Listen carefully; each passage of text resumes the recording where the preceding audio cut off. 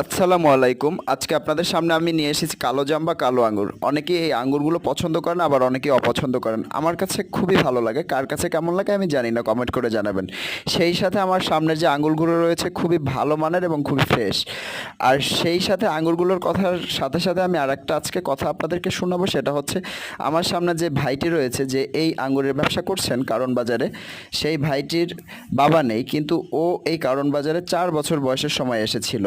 ও খুবই ছোট বয়সে এই কারণ বাজারে এসে আজকে ও এখানে এই সৎভাবে এবং ভালো ফল বিক্রি করে ভালো টাকা ইনকাম করছে, সেই সাথে ওর দিন ভালো যাচ্ছে।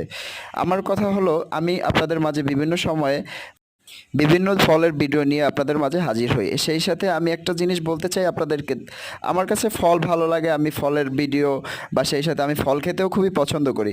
কিন্তু ব্যবসার মাঝে সততা থাকলে একদিন আপনি বড় হবেন ইনশাল্লাহ। আজকে এই ভাইটির প্রায় 3 থেকে 4 হাজার টাকা প্রতিদিন প্রফিট হচ্ছে।